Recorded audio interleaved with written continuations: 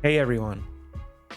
So now that I've finished Persona 3 Reload, doing the whole thing on Merciless, I want to give my own opinions on the different party members in the game. P3R Support and Cast gives you a number of options in terms of teammates, but you can only have 3 of them with you at a time. Every teammate offers a different skill set, making them unique and offering you flexibility in how you want to set up your party. So with this video, I wanted to go through each character a bit, talk about what they do, and then give them a ranking based on how I think they stack up to the others. I made a video that's similar to this for Persona 5, so no better time to make one for this game. This is mainly going to be a discussion video, but having a tier list can make my thoughts more clearer visually. And if this video ends up being helpful or interesting, be sure to leave a like and subscribe. For this video's tier list, the setup I have are simply categories of best, great, and good. The reason being, and this is the standard disclaimer for these types of videos, is that you can use any combination of teammates and beat the game completely fine, even on the hardest difficulty.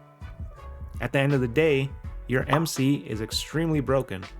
They can do the most damage, heal, support, they can basically patch up any hole your team may have. So the best advice, as always, is just use who you like. For the ranking of characters, I wanted to say that I evaluated them based on how good they are throughout the game, not just at the very end. Because when you're at the point where all the characters are level 75 plus, have learned every skill, and have their best gear, well, you probably only have a couple hours of story gameplay left. So for example, Koromaru learns Debilitate at level 76. That's an amazing move, but you only learn it so far into your playthrough. I'm not going to evaluate Koro solely based off that, as it's not part of his kit for the vast majority of the game. It's still relevant, but I want to give fairly equal weighting to the early, mid, and late game here. I should also mention there are 2 features in Reload that can help out your party building a lot. One is the Grand Clocks in Tartarus. These clocks randomly spawn on floors and allow you to level up any 2 characters up to the MC's level. Just be sure to actually place these characters in your team afterward and win one battle to unlock this extra XP. The second is the shop Be Blue V, which opens up later in the game. This shop allows you to call a party member and relearn any skills that you may have mistakenly given up or overridden. It does take up time, but it's always here as an option. And now that I've yapped enough during this intro, let's go to the first party member. Your first teammate that joins the party is Yukari. Yukari is a team-wide healer. She's the only one you have for a good portion of the game. That is her main role, and she does it very well. Having a team-wide healer isn't required. As always, you can get by with having the MC to heal, using items, relying on single target heals from Akihiko and Aigis, things like that. But having a reliable AoE heal is just nice to have. On top of her healing skills, she is also able to cure ailments. The further you progress in the game, the more common ailment spamming enemies become, so having this utility is a huge bonus. You should still keep a handful of ailment curing items because Yukari herself can get afflicted, but having one party member who can reliably cleanse is great to have. And later on, you can have Yukari learn insta-heal, either from an accessory or armor, so she'll always be able to remove ailments no matter what. Yukari also learns wind magic, and with her high magic stat and eventual wind amp skill, she can do some respectable damage. Now, back in FES, this was pretty much all Yukari had going for her. She could heal, remove some ailments, hit wind weaknesses, that was it. This alone still made her one of the best party members back then. But Reload did add more to Yukari's kit.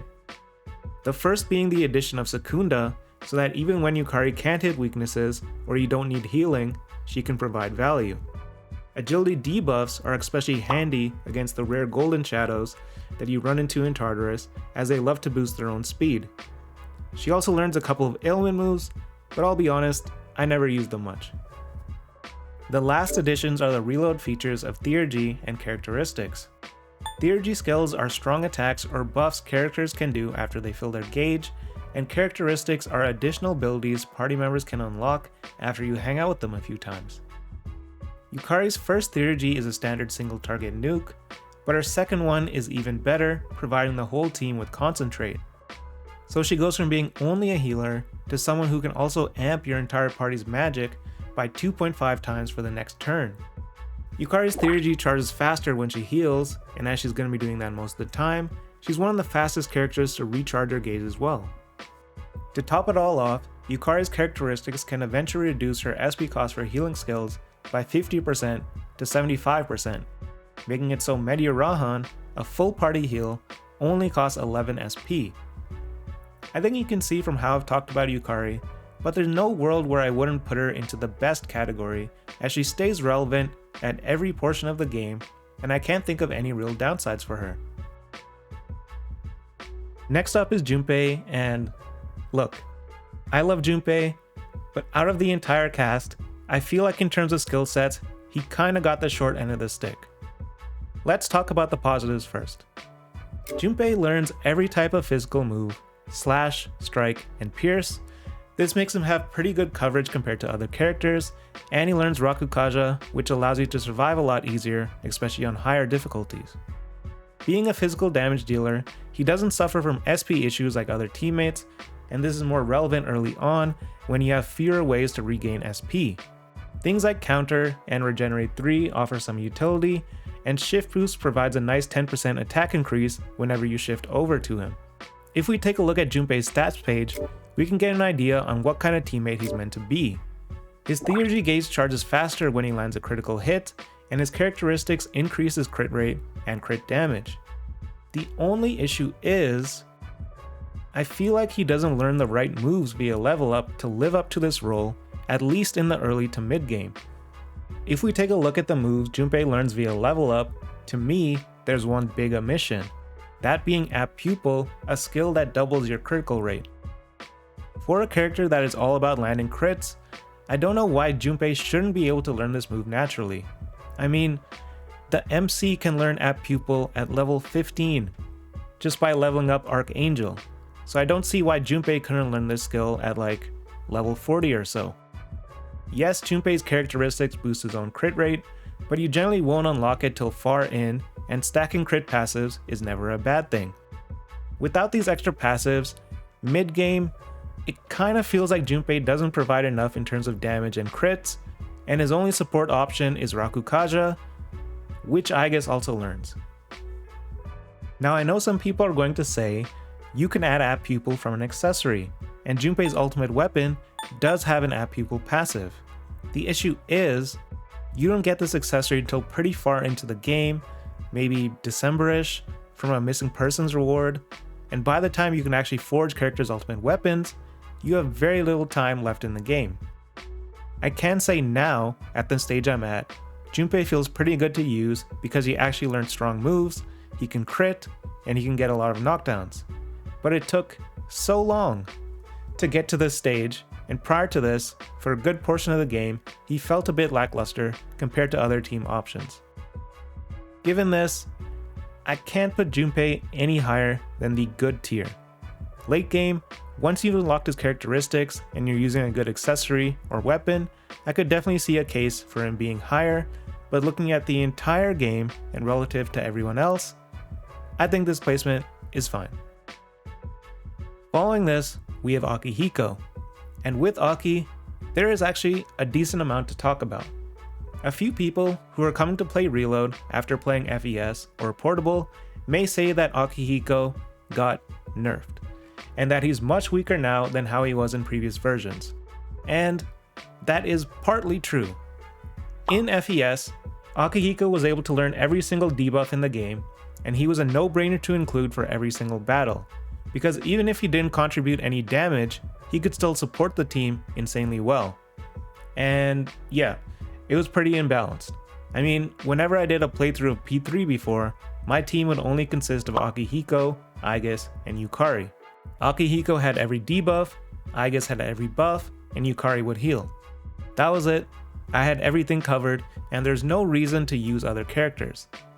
Now, in Reload, skills are far more distributed amongst the cast, which overall I think is a good thing because it provides a reason to use different party members. But naturally, as a result, Akihiko did have to take a hit, and now he only learns the attack debuffing skill Torunda, but he does also learn the agility buff in Tsukukaja. Despite all this, I still think Akihiko is a very good party member for a couple of reasons.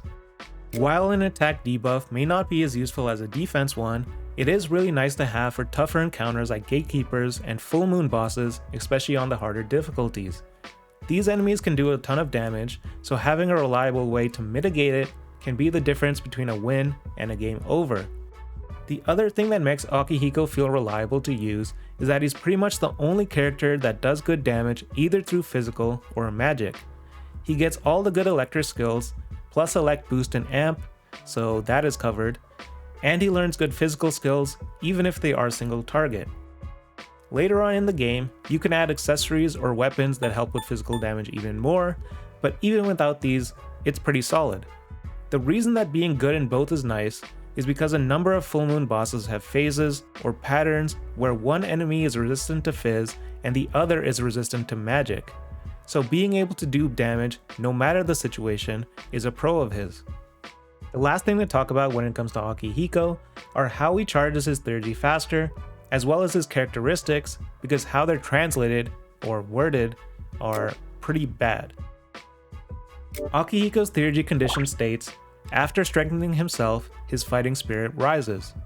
Just from first glance, it makes it seem like you have to use Aki to buff himself, spamming Tsukukaja, or directly target him with buffs from others. But this isn't how it actually works. The way this works is, whenever Akihiko's turn starts, if he is buffed from any source, it doesn't have to be himself, his theurgy charges faster. You don't have to do anything special, just buff the whole team like normal, and he'll gain a faster gauge every time his turn begins. The next one is his characteristic buff amp. This states that it greatly increases the effects of buffs on Akihiko, but it doesn't specify by exactly how much. Normally when you have an attack buff on a character, they'll do roughly 40% more damage than if they were at neutral.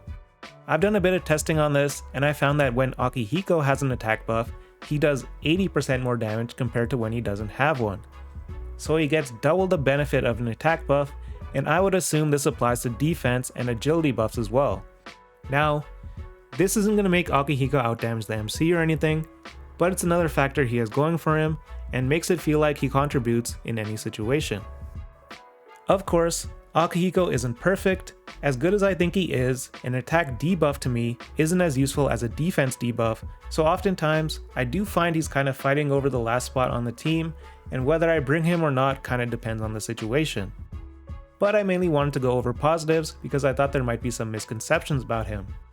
He's not as OP as he was in FES, but I have no problem putting him into the great tier. Moving on, we have Mitsuru. I would say, in terms of skill sets, she's definitely one of the characters that got the biggest glow up from previous releases.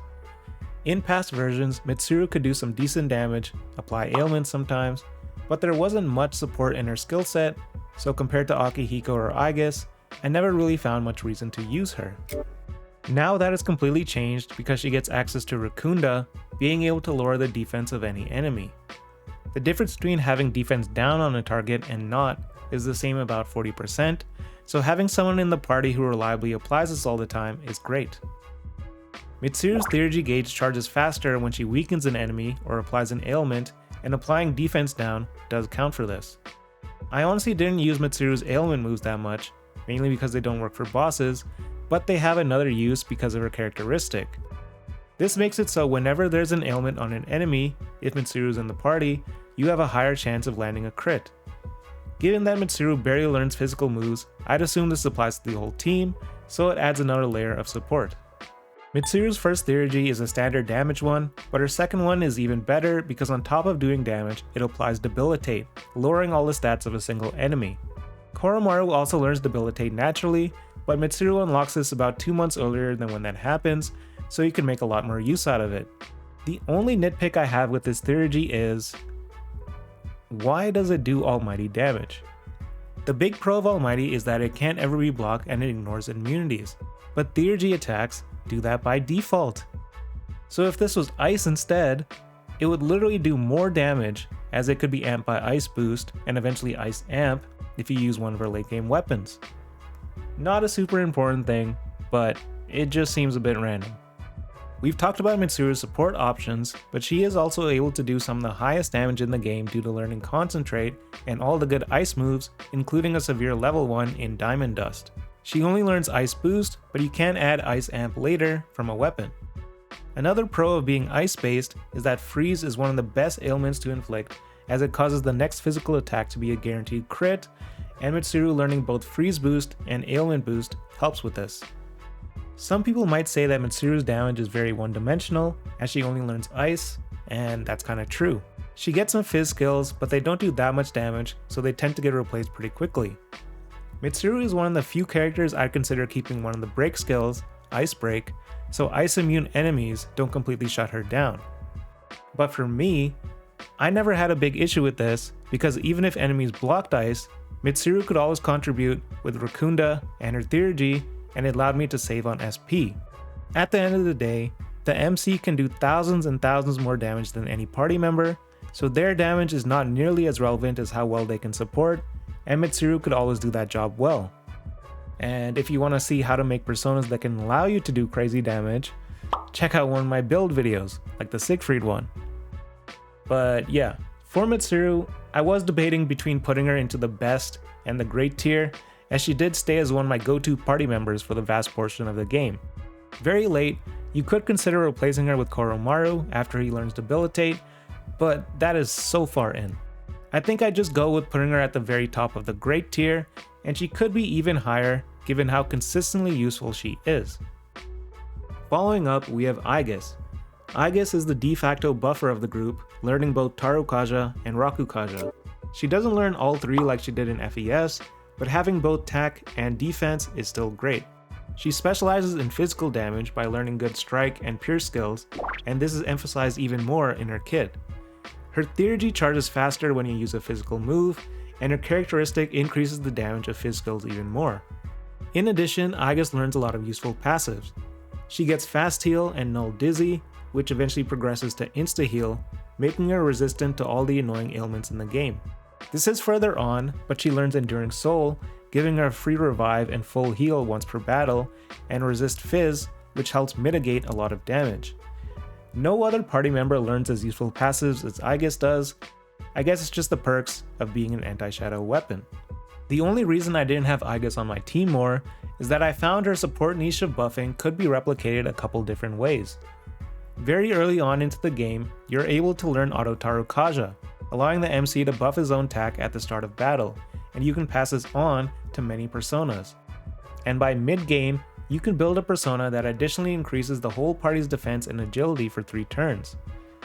Now I know that not everyone is going to go out of their way to make a persona like this, but Fuuka can provide something similar. Fuuka's Sylphid Aura ability grants the whole team a defense and agility buff, and you can use this before any tough Tartarus enemy. And after those 3 turns are up, you are often able to use Fuuka's Theurgy skill. This Theurgy provides a random buff to the whole party, but for me, most of the time when I use this, it provided a full party attack, defense, and speed buff. So that's 6 turns in Tartarus where you already have most buffs covered, and many times that was enough, even for gatekeepers. Now, Tartarus isn't everything because full moon bosses exist, and you aren't able to use Fuuka's pre-combat abilities or charge Theurgies beforehand. When there were longer encounters, Aigis' ability to buff definitely mattered more. None of this was to say Aigis isn't a great party member, she definitely is, and is one of my favorites, so she for sure deserves a spot in that tier. I just wanted to talk about some of the reasons I didn't find myself using her as often as in previous P3 versions, it mainly coming down to how well the MC and Fuuka could buff themselves. Next we have Best Boy, Koromaru. Koromaru is another character that got a big buff in Reload, going from learning only fire moves and insta-kills with little support options to being one of the most well-rounded party members.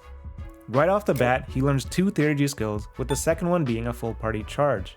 Given how broken physical builds on the MC can be, this is a super good support option and can even lead to some turn 1 Tartarus boss kills if you have the MC set up well. He also gets Revolution, a crit buffing move to benefit physical damage even more. Sometimes this move can be a bit dangerous to use as it also buffs the enemy, but it mostly serves to benefit you.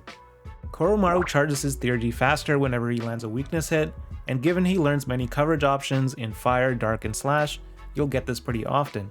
I didn't keep all of Koro's attacking moves on his final moveset because that kinda ran out of space, but he definitely has a lot of options, including an almighty one.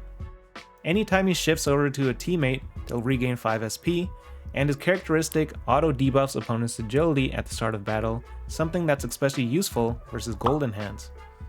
If this wasn't enough, Koromaru does learn Debilitate at level 76. It's very far into the game, but as it's arguably the best support move, it does make Koro very close to a must-pick character when you get to that stage. So with Koromaru, there aren't very many downsides, maybe his light weakness that makes him susceptible to insta-kills, but you can patch this up with armor or accessories. I will say that while Koromaru is definitely very good throughout the game, he takes off a lot more after learning Debilitate. Prior to that, I'd often prefer to run Mitsuru, and Koro would be a flex pick depending on the situation. Therefore, I'd put him into the great tier overall, but he could for sure be considered the best party member, maybe besides Yukari, when you're very late into the game. Finally, we have Ken, who serves as the second healer in the team.